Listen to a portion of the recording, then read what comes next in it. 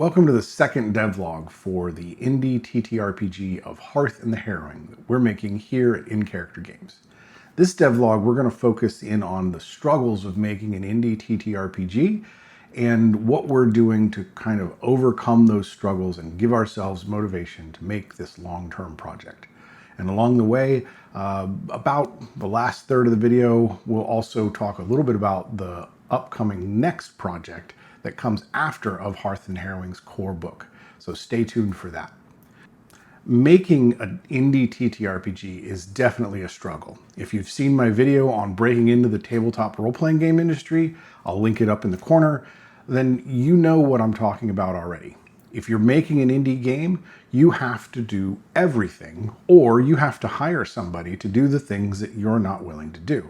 In my case, I'm doing all of the writing, all of the layout. The only thing that I'm not doing is the art. I'm working with a great artist named Erin.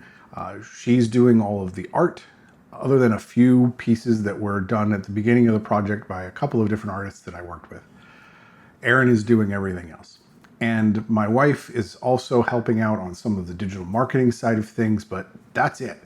The three of us are all working together to make this project a reality. And that is a lot of work. I have a full-time job. Erin has a full-time job. My wife has lots of different projects that she's involved in. So for any of us, is this a full-time job. And so it takes a very long time to make a new game when you're working at that pace. And that length of time that it takes really can drain you and take every bit of drive out of you. It is a struggle for me to look ahead at what all we have to do to finish completing the book, even though we are so far along in the process already. And knowing how much time I've already spent, when this is all said and done, over a year of my life will have been spent planning, writing, laying out, producing the book, business plans, everything that I need to do to make this all a reality. So dealing with that struggle, dealing with that day in and day out of using a majority of my spare time to create this product means that I have to have ways of coping with that struggle, ways of getting through it. And so here's the big four ways that for me, I'm able to push through and continue to work on the project day in and day out. The first way that I'm able to push through that struggle and give myself motivation is actually these YouTube videos that you're watching right now. Every time somebody likes, subscribes, views one of these videos, I get a small little sense of joy, a little hit of dopamine, because somebody has put their time into seeing what we've made and is showing interest in what we're producing. So non-subtle reminder, if you haven't already and made it this far, please like and subscribe.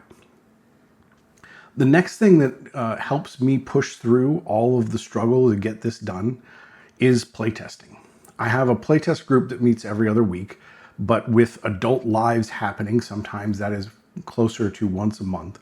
I've playtested the game multiple times at conventions, and every time I playtest the game, not only am I stress testing the systems, but I'm giving back to myself the joy that it is to run the game that I've written. And that helps me to fuel me to keep going and work continuously on the product.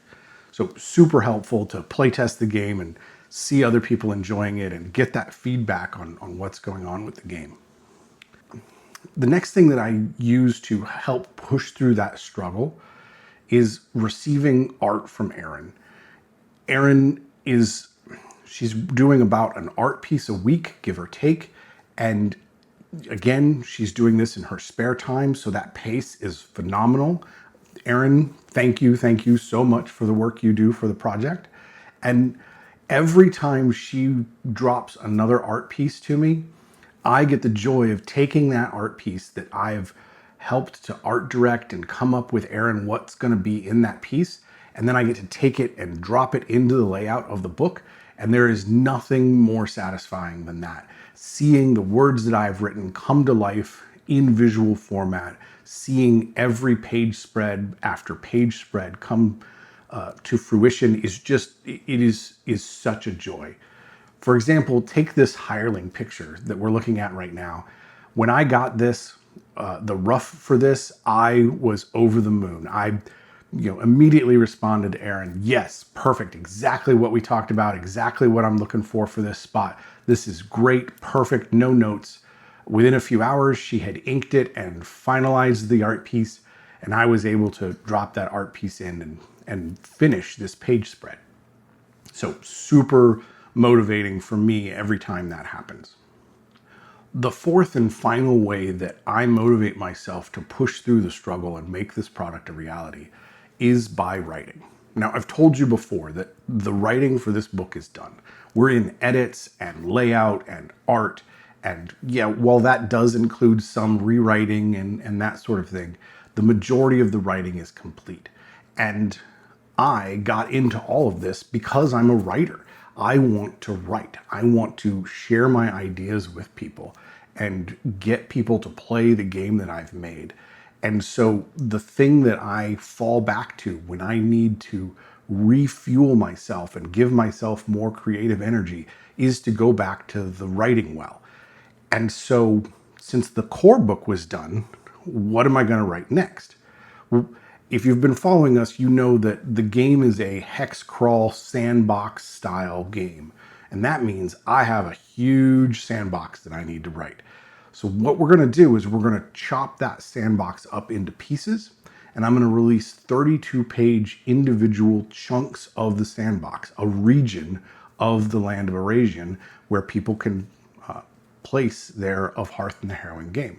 Of course, there are rules in the core book for making your own hex crawl, but if you want to play the land that I've envisioned that the game was built around, then there will be these series of 32-page books that you can pick up, much in the style of the Harn Collection or Goodman Games. Each of these 32-page books are going to have a chunk of the game world.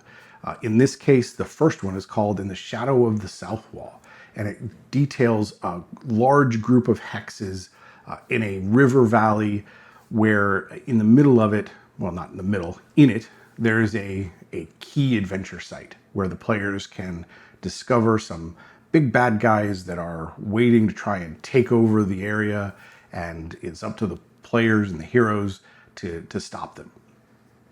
And so starting work on that allows me to continue to write. It is still connected to Of Hearth and the Harrowing, and I get to work ahead a little bit on the game line instead of focusing just on the core book. Of course, the core book comes first. Everything I do starts there, but when I need to refill that creative energy, I drop in and start working on some of the adventure supplements. Some of the other supplements we have planned are 32-page supplement all around a particular town, a larger adventure site that is a supplement in and of itself. And once we have enough of these released, we might even bundle them all together into a hardback around a particular region of the land. Those are the 4 ways that I really push through the struggle that is making this TTRPG. A long-term project that consumes the majority of my spare time. If you've got some other tip or trick that you use to push through on a long-term project like this, or even have questions about the project itself, leave it down in the comments below. I'll try to respond to every one of them. If you want to learn more about Of Hearth and the Harrowing, I'll leave a link to our website in the description. There you can sign up for our newsletter, and if you do, you get access to our invite-only Discord server, where you can talk to me or Erin or any of the playtesters who are already testing the game. Who knows, maybe we'll pull a playtest group or 2 from there at some point. Thank you so much for watching, and we'll see you next time.